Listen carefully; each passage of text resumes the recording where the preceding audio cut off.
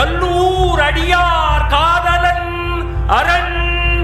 அண்டஜராஜர பிரபஞ்சோத்பத்தி நிமித்த காரணன் வேதத்தின் நாயகன் வேள்வியின் தாயவன் முறையாகமப் பொருளவன் முத்தமிழ் ஆனவன் நல்லூர் கந்தசாமியார் பரியேறி